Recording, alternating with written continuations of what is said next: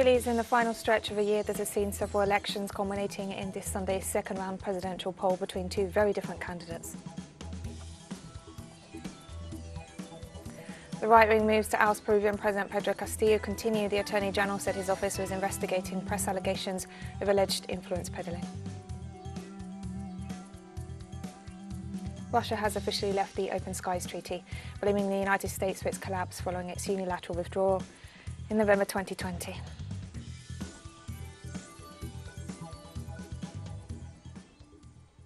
From the headquarters of teleSUR English in Havana, Cuba, this is From the South, and I'm Katrina Goss.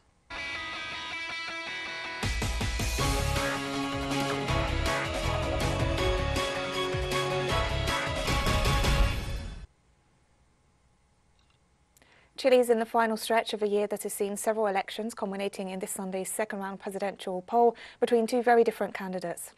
Work was being done Friday to ready polling stations as boxes containing ballots awaited voters and soldiers secured voting centres. The Interior Secretary thanked all those participating in the preparations for Sunday's ballot, noting that COVID social distancing measures would be in place throughout the country to ensure a safe vote. Early polls suggest that the second-round vote between far-right candidate José Antonio Costa and 35-year-old Social Democrat Gabriel Boric will see Boric win by 5 points. Local analysts agree that the result will be very close. There is a stage that begins today that is very important. That is to take control of the voting place. With all that in place, logistics to ensure that when people come here on Sunday, they can feel as safe as possible from the situational point of view as well as sanitarily. To thank everyone that has worked and collaborated in this election train has begun a year ago, very intense, and that finally is ending with these ballots. And with just hours to go until Chile's presidential runoff, let's take a look at the closing day of campaign activities with our correspondent Paula Dragnik.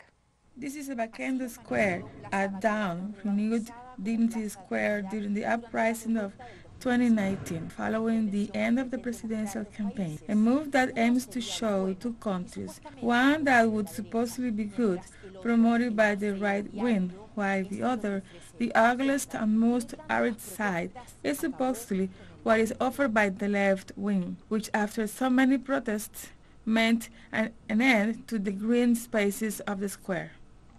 It is terrible because Cast does not have to go around intervening at this side. It does not concern him. This is a symbol of other aspect of injustice and a provocation. Yes, I heard about it. I think it doesn't help us to live together. It doesn't help at all because we are always dating things. On one side we see the good and on the other side the bad. The pre-election silence is enforced. Campaigning is not allowed, and this must have been understood on social media as an act of political marketing. Therefore, local residents are removing the fake grass that decorates half of the square. Face speaks. Here people die. Christian Benito died there. Despite the controversy, the move generates expectations. The two sides face each other in the square and the police once again are there. This is a sign of how polarized Chile is. This is not the only controversy of the day. Far-right activist Sebastian Izquierdo shared this video calling to sabotage the elections. And more important than defending cast vote is that you owe it to all of those for Boric. And these assholes are going to cheat, so go ahead and cheat. Iskia Sichis, the former president of the Medical Association and current spokesperson for Gabriel Boric's campaign, filed a complaint regarding this maneuver. We believe this is extremely serious. It's historical since the return to democracy. Institutions such as the Electoral Service has been given value, not only nationally but also internationally, for their speed and clarity. When putting these institutions at risk, we believe that he has overstepped the mark. Meanwhile, on the other side of Santiago, as if it were the end of the political era in Chile, the inert body of Lucia Iriart, widow of former dictator Augusto Pinochet, is being moved. Vladimir Cortés y Paola Dragnik, teleSUR, Chile. A migrant caravan travelling through Mexico has decided to halt its journey north towards the United States after its members reached an agreement with authorities to regularize their situation in the country. The caravan, mainly made up of Central American asylum seekers, will be dissolved in the capital with the regularization of some 400 people after negotiations with the government of Andrés Manuel López Obrador. The caravan was initially made up of some 4,000 people, but given the difficulties of the dangerous journey north, many had decided to stay in Mexico, given the opportunities offered for the granting of humanitarian visas and a possibility of employment opportunities.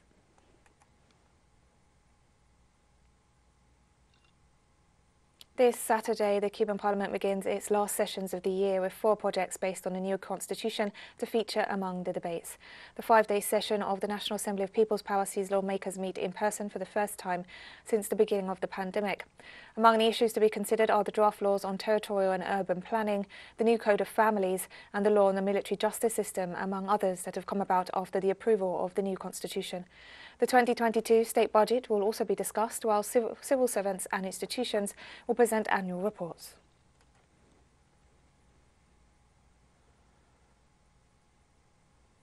The Chamber of Deputies of Argentina's new Congress rejected the national budget for 2022 submitted by the government of President Alberto Fernandez. After more than 20 hours of debate and with 132 votes against, the opposition led by the right-wing Together for Change coalition prevented the approval of the budget, which maintained a 4% growth forecast for next year. The ruling party warned of the importance of the budget's approval for the success of the debt renegotiation process underway with the International Monetary Fund. It was expected that the government would obtain the necessary votes after negotiations on certain specific issues, but tensions between the two factions ended up preventing the budget passing.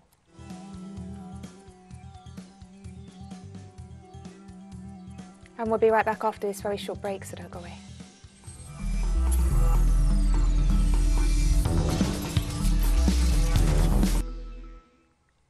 Welcome back to From the South. The right-wing moves to oust Peruvian President Pedro Castillo continue. The Attorney General said his office was investigating press allegations of alleged influence peddling. The accusations surround alleged bribes paid by a businesswoman to the head of state to win tenders for public works. Prime Minister Mita Vázquez said the investigations would not be hindered, noting respect for the institutions conducting the investigations and the will to cooperate. Since taking office, President Castillo has vowed to tackle the widespread corruption among the country's traditional political elites, the very same that continue to undermine his government and seek to remove him from power.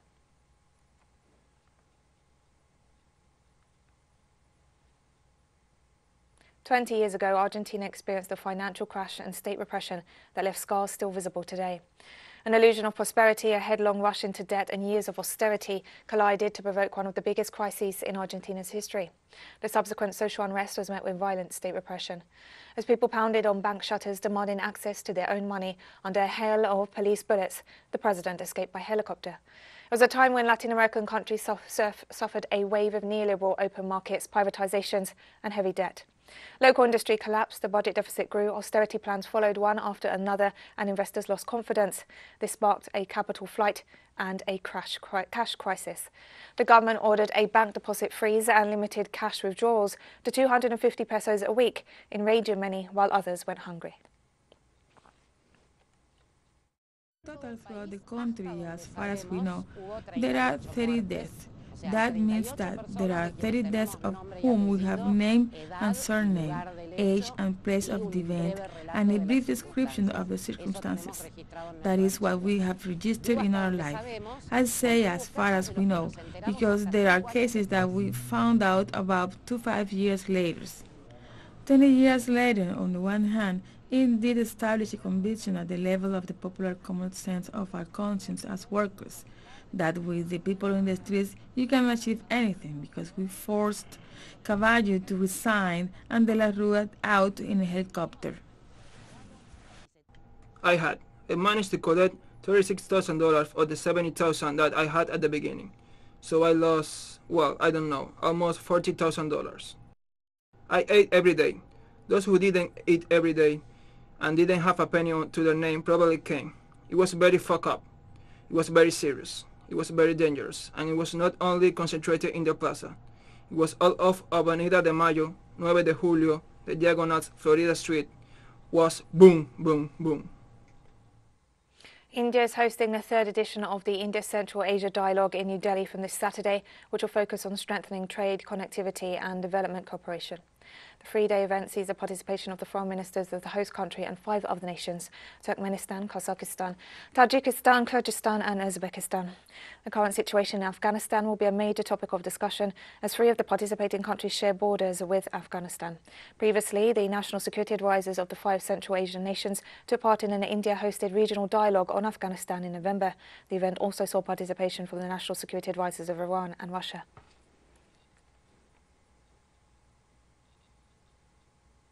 Niger's President Mohamed Bazoum has called for an investigation into a French military convoy heading to Mali that sparked protests leading to the loss of 3 lives.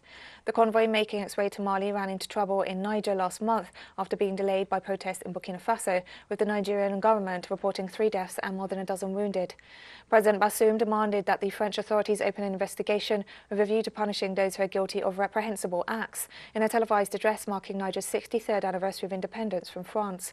However, he also laid blame with protesters who mobilised to express their rejection of the French military presence in the region as representative of neo-colonialism. What happened was the result of disastrous dysfunctions. Indeed, the law enforcement system put in place at Terra to ensure the passage of the French military convoy on its way to Mali was largely insufficient. I ordered an investigation by the competent authorities in order to identify these dysfunctions and define the various responsibilities. This investigation will also aim at identifying those who organized these illegal demonstrations and who bear the moral responsibility for the death of those young people. Because what Nigerians must know is that this convoy has already passed 31 times through Tira without the slightest difficulty. Regarding the French military, I demand that the French authorities open an investigation with a view to punish those who have been guilty of reprehensible acts. Demonstrators rallied in Tunisia on Friday to mark the anniversary of what became known as the revolution that sparked the 2011 Arab uprisings. Friday marked 11 years since street vendor Mohamed Bouazizi set himself alight in the marginalised town of Sidi Bouzid, sparking a 4-week uprising that forced Sini El Abidine Ben Ali from power. This year's commemorations come as the country split regarding the move by President Kais Saied back in July to sack the government, freeze parliament and seize far-reaching powers, while vowing to hold his corrupt political rivals to account. On Monday, the president prolonged his suspension of parliament until elections in December 2022 and announced a nationwide public consultation to draw up a new constitution.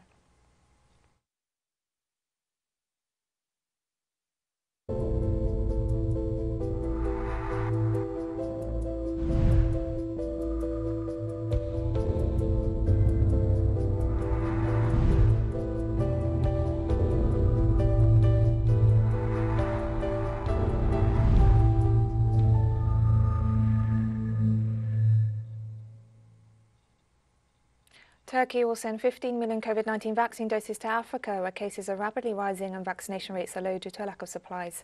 President Recep Tayyip Erdogan announced the move on Saturday at a major summit of the continent's leaders, adding that the low vaccination rates in Africa were a blot on humanity. Turkey has invested heavily in developing trade and diplomatic ties with the world's poorest continent during Erdogan's post as Prime Minister and then President since 2003. The country is also developing its own vaccine known as Turkovac, which is in the process of receiving emergency use approval. And we have more stories coming up after this final short break. Stay with us.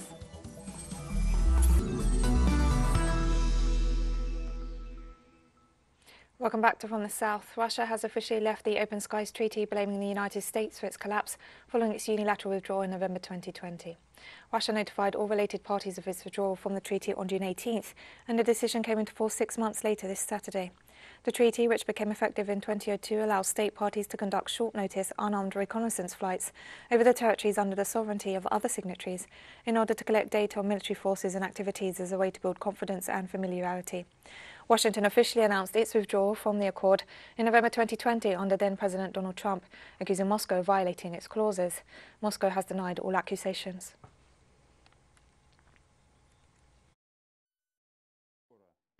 The destruction of the treaty on open sky will bring huge loss, which will deprive all parties of the opportunity to monitor the deployment of each other military development force. The treaty has enhanced the transparency of the development of weapons and equipment in various countries, and the transfer of troops in their own territories.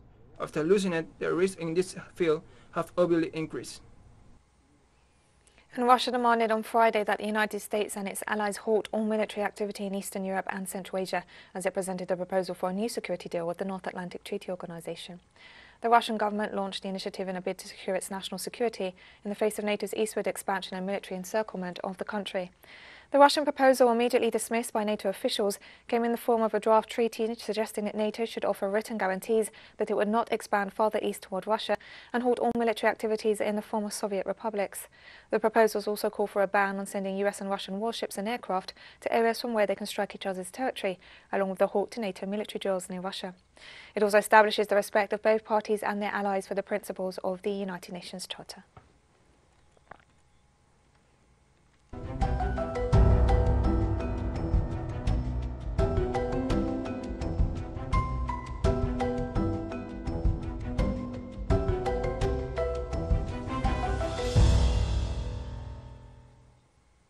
At least 33 people were reported dead in the Philippines following the passage of powerful Typhoon Rai.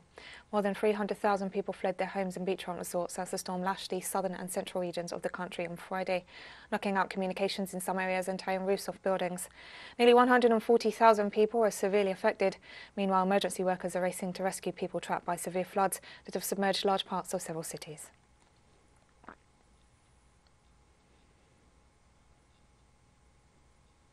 The United Nations Educational, Scientific and Cultural Organization included a traditional Syrian musical genre from the city of Aleppo on its representative list of the intangible cultural heritage of humanity. The recognition seen by Syrians as a new triumph in their battle against terrorism, which has been trying to erase their cultural identity for more than 10 years. Our correspondent Hisham Wanas has the story.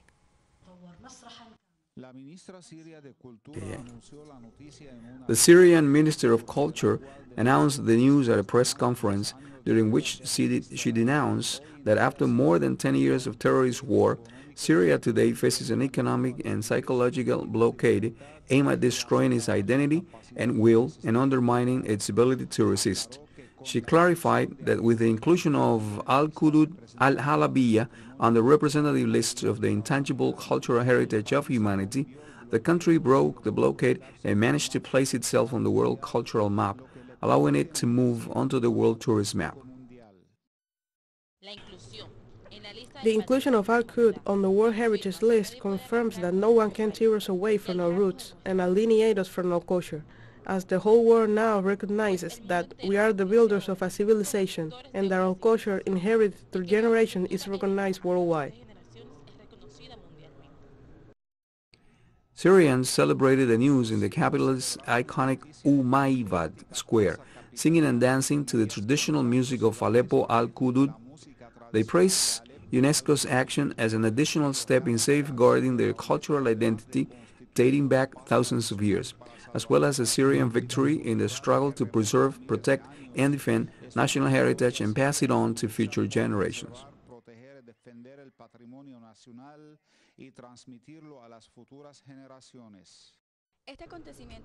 This event shows that despite the terrorist war that attack our cultural identity and our heritage, we are able to show the whole world that our intangible heritage is our identity, that we will persevere and pass on the new generations. I congratulate all the people of Syria for this achievement, which is a victory that shows the culture and civilized nature of the Syrian people. And today, with this achievement, the name of Syria and the flag of Syria will be held high thanks to the civilization and cultural creativity of its people. Al-Qudud al-Halabiyya is a traditional musical genre typical of the Syrian province of Aleppo in the form of a uniform melody sung to the accompaniment of musical ensemble in a religious context. This year, it joins the Damascene Rose and Shadow Play inscribed on the Cultural Heritage List in 2019 and 2018, respectively. Symbols of Syria's rich and diverse culture far removed from the terrorist ideology that, for more than a decade, has been trying in vain to propagate in this Arab country.